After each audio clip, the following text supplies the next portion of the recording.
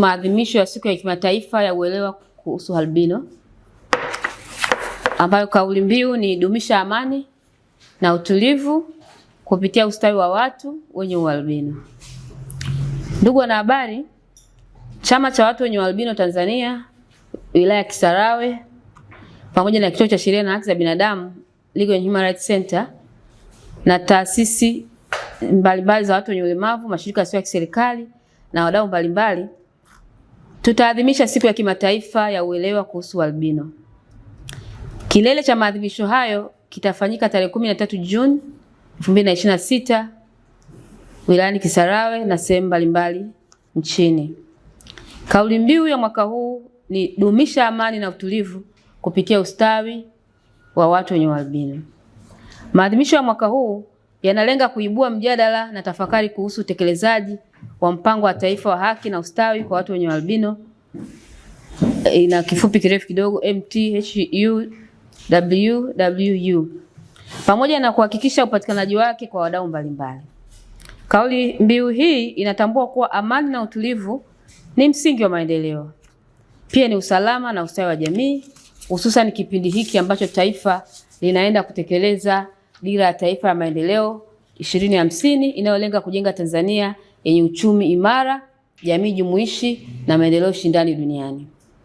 Ndugu wanahabari, mpango wa utekelezaji wa kitaifa wa haki na ustawi wa watu wenye albino 2024 mpaka 25 na 28 mpaka 29 uliotiwa saini rasmi tarehe 3 Disemba 2024 ni matokeo ya takribani miaka 7 ya ushawishi na utetezi uliofanywa na watu wenye albino na wadau walio nchini au wadau mbalimbali wao nchini. Jitihada hizo zilihusisha pia shauri la kimkakati lililofunguliwa mwaka 2018 katika mahakama ya African Court, ambapo Legal and Human Rights Center, Kituo cha Sheria na Haki za Binadamu, Kituo cha Haki za Binadamu cha Chuo Kikuu cha Pretoria, lakini pia na Institute for Human Rights and Development IHRDA dhidi ya Jamhuri ya Muungano wa Tanzania. Katika shauri hilo, mahakama ilibaini kuwa Tanzania ilikuwa imekiuka haki za binadamu za watu wenye albino, hususan katika maeneo ya ulinzi dhidi ya ubaguzi, mauaji ya kishirikina, mateso na ukatili, pamoja na upatikanaji wa huduma stahiki za afya na elimu. Mahakama iliagiza serikali ya Tanzania kuchukua hatua za haraka na madhubuti kurekebisha ukiukwaji huo wa haki za binadamu. Hivyo, kama hatua muhimu katika kuimarisha ulinzi wa haki za watu wenye albino nchini Tanzania, mpango kazi wa taifa wa haki na ustawi wa watu wenye albino umeweka vipaumbele katika nguzo 4 muhimu. Tazitaja. Ya kwanza ni ulinzi na usalama, kuimarisha utekelezaji wa sheria hii ili kuzuia mashambulizi na kuhakikisha haki kwa waathiriwa. Ya pili ni usawa na kutobagua, kushughulikia chanzo cha changamoto kama ajira, elimu na ujumuishi wa kijamii. Cha tatu ni uwajibikaji na utekelezaji, ambapo serikali iwe tayari kusimamia utekelezaji wa nguzo za mpango kazi huu ili kufikia malengo yanayokusudiwa na kushirikiana na wadau mbalimbali. La 4 ni kinga, kutekeleza hatua za kuzuia ubaguzi na ukatili dhidi ya watu wenye albino. Ndugu wanahabari, pamoja na umuhimu wake, utekelezaji wa mpango kazi bado haujafikia kiwango kinachotarajiwa. Ni masikitiko makubwa. Miongoni mwa changamoto zinazoonekana ni pamoja na usambazaji hafifu wa mpango huo kwa watunga sera na watekelezaji katika ngazi mbalimbali za serikali. Kutokana na hali hiyo, watu wenye albino nchini bado wanaendelea kukabiliwa na changamoto za ukosefu wa haki, kukosewa heshima na ustawi, pamoja na unyanyapaa na ubaguzi unaochochewa na imani potofu zenye madhara. Kituo cha Sheria na Haki za Binadamu kupitia ripoti zake za haki za binadamu au ripoti zetu na tafiti ambazo huwa tunazifanya kimeonyesha kuwa watu wenye albino wanaendelea kukabiliwa na hatari kubwa dhidi ya haki yao ya kuishi na usalama wao. Hatari hii inachochewa kwa kiasi kikubwa sana na imani potofu za kishirikina pamoja na ubaguzi unaoendelea. Kwa mfano, ripoti ya mwaka 2024 inaonyesha katika mauaji 168 yaliyohusishwa na imani za kishirikina nchini Tanzania, 17% yalihusu watu wenye albino. Ripoti inaonyesha pia kwa mwaka 2024 kilishuhudiwa vitendo vya ukatili ikiwemo mauaji ya mtoto mwenye umri wa miaka 2 alikuwa anaitwa Asimi Novat katika mkoa wa Kagera, na shambulio lililosababisha majeraha makubwa mtoto wa miaka 10 Kazungu Julius kutoka mkoa wa Geita. Mashambulizi dhidi ya watu wenye albino yameendelea mwaka 2025 ambapo mwanamke mmoja mwenye albino aliuawa kufuatia mgogoro wa ardhi. Hivyo hii inaonyesha kuwa licha ya hatua zinazochukuliwa na serikali ikiwemo kupitisha huo mpango kazi, bado kumekuwepo na udhaifu na mifumo ya ulinzi. Uwepo wa imani potofu zenye madhara bado zipo, lakini pia upatikanaji wa mdogo sana wa haki kwa waathirika, jambo linalosisitiza umuhimu wa kuimarisha hatua za kinga, uwajibikaji na ulinzi wa kundi hili. Ndugu wanahabari, kwa kuwa maadhimisho ya mwaka 2026 yanalenga kuongeza uelewa wa jamii kuhusu albino na kuhamasisha ushiriki wa wadau mbalimbali katika kulinda kuendeleza haki za watu wenye albino, ni muhimu kufahamu kuwa maadhimisho haya yana chimbuko lake hapa nchini Tanzania, ambapo yalianza kuadhimishwa mwaka 2006. Huu ni mwaka wa takriban wa 10 sasa au 20. Mwaka wa 20. Baadaye mwaka 2014 Baraza Kuu la Umoja wa Mataifa lilipitisha azimio la kutambua tarehe 13 Juni kuwa siku ya kimataifa ya uelewa watu wenye albino. Kuanzia tarehe 11 mpaka tarehe 13, sisi Kituo cha Sheria na Haki za Binadamu tutafanya shughuli zifuatazo. Kwanza, tunafanya kampeni za uhamasishaji kupitia vyombo vya habari.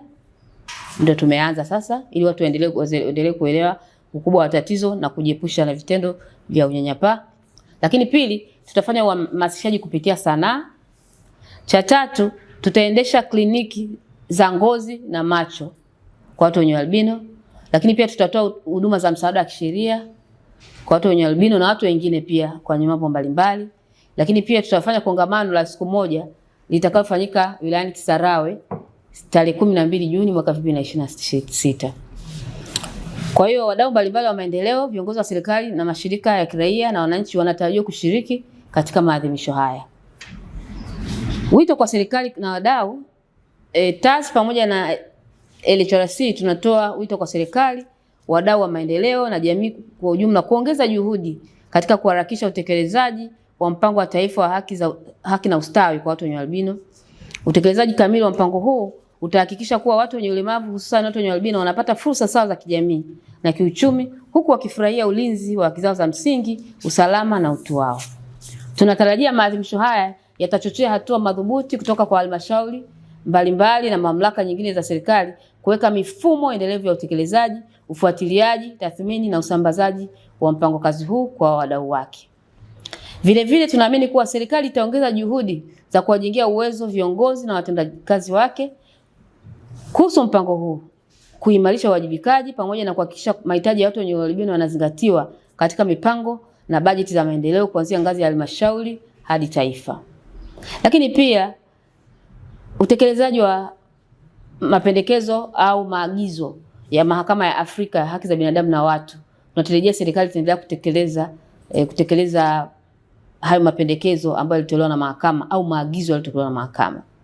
Kwa hiyo hatua hizi zitawezesha watu wenye albino kunufaika kikamilifu na mikakati iliyowekwa, kuishi maisha yenye heshima, usawa na ustawi, na hivyo kuchangia kikamilifu katika maendeleo ya taifa. Deo Bwire ni mkurugenzi wa elimu kwa umma au uwezeshaji na ufuatiliaji wa haki za binadamu. Mkurugenzi wakati anasoma amezungumzia kuhusiana na umuhimu wa kutekeleza yale maazimio au amri zilizotolewa na Mahakama ya Afrika kuhusiana na ulinzi wa watu wenye ualbino. Sasa kuna masuala kadhaa ambayo mahakama iliyaweka kwa ajili ya kutekelezwa. Ukiachia mpango kazi ambao ulisainiwa mwaka 2024-25 ambao bado ndo tunazungumzia kwamba haujaanza kutekelezwa rasmi na pia kusambazwa.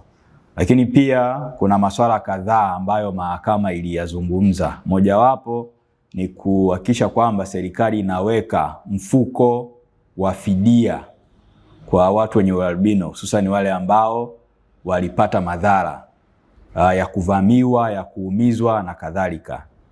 Lakini kuna masuala mengine kama kufanyia kazi sheria. Kuna sheria ambayo inazungumzia masuala ya uchawi, witchcraft na nini, ambao kimsingi pia inazungumzia zaidi matumizi ya viungo vya binadamu na nini. Kuna masuala ya matumizi ya viungo vya binadamu ambapo kimsingi imani hizi za kishirikina zimepelekea watu watumie viungo vya binadamu kwa ajili ya masuala yao ya kuingia hata kwenye nyadhifa mbalimbali za kiuongozi, siasa, lakini pia na kujipatia utajiri na kadhalika. Kwa hiyo pia serikali ilisisitizwa ifanyie kazi sheria hiyo. Lakini kitu kingine kikubwa ambacho ni muhimu sana, hizi mahakama hususan mahakama ya Afrika imeweka namna yake ya kuhakikisha kwamba nchi ambayo inapewa maagizo na mahakama kuhakikisha kwamba inatekeleza. Kwa hiyo imetoa pia nafasi ya kuwa serikali inapeleka taarifa kila baada ya miezi 6 kuhakikisha kwamba kuna hatua zimefanyiwa kazi.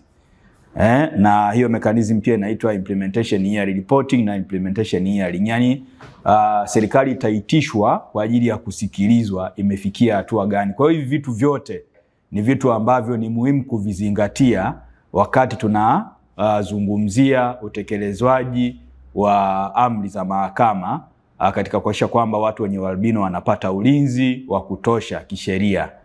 Kwa hiyo ndio vitu ambavyo nikasema ni muhimu kuviongezea katika swala la kuhakikisha kwamba ile hukumu ya mahakama ya Afrika kuhusiana na ulinzi wa watu wenye ualbino inatekelezwa kikamilifu. Asante.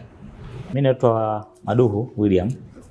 Mimi ni meneja wa ufuatiliaji haki za binadamu hapa LHRC. Nashukuru mkurugenzi mtendaji kwa kusoma taarifa hii vizuri pamoja na mkurugenzi wa idara.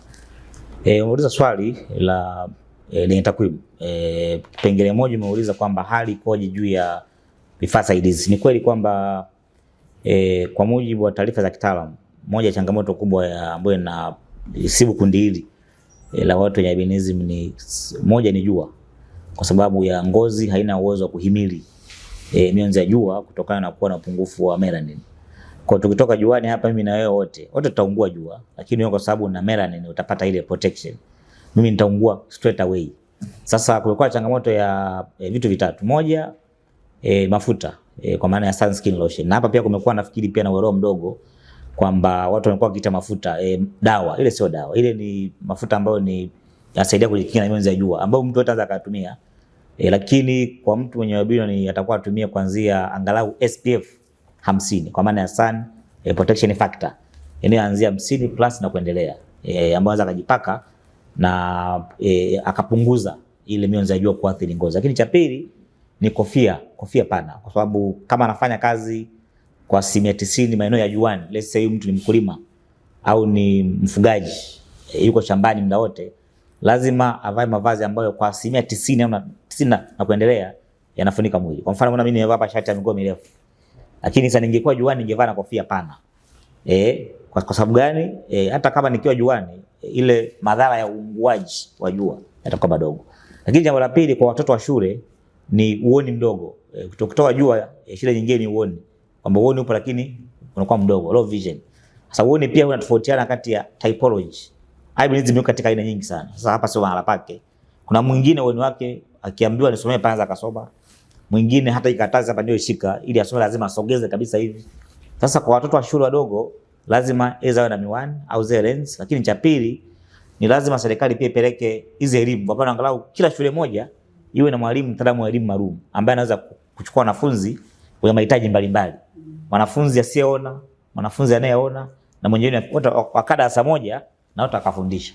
Kwa nini? Anakuwa tu maybe anaongea. Kwa mfano maybe anatamka moja jumlisha moja, huyu anasikia arekodi. Sasa kuja kwenye issue ya mahitaji, kwa mfano kwenye sunscreen lotion, serikali ilijikomiti mwaka juzi kwamba itatoa ruzuku ya fedha ya kwenda toa hizi sunscreen lotion angalau kwenye kila hospitali ya mkoa, ili mtu akiwa na mahitaji anaenda pale. Lakini bado kwa kweli mahitaji ni madogo. Ukienda pale hospitali ya KCMC pale Moshi, kulikuwa na center pale ya kuzalisha mafuta, lakini wale wahisani ambao walikuwa wanatoa nafikiri walijitoa. Kwa hiyo ile level ya usambazaji ikawa ndogo. Kwa bado imeendelea kuwa ni changamoto. Lakini pia umeuliza issue ya swali lako la pili, umeuliza nini? Takwimu ulisema. Okay, sawa, asante. Kwa mujibu wa sensa ya watu wa makazi iliyofanyika hapa nchini mwaka 2022 ilizungumza kwamba iliweka mgawanyiko moja kati ya Tanzania milioni 60 plus, angalau 17% wa Tanzania wale walikuwa ni watu wenye ulemavu kwa jumla. Kati yao sasa watu wenye ulemavu ilikuwa ni 3.01. Kwa hiyo unaweza calculate hapo kama ni mtaalamu wa hesabu, kwenye milioni 60 3% ni watu wangapi? Lakini hata hivyo bado umekuwa na changamoto ya maybe kuna wengine hawakuhesabiwa, lakini as of now tunatumia takwimu rasmi za serikali ambazo ni sensa ya watu na makazi. Asante sana mkurugenzi. Shukrani.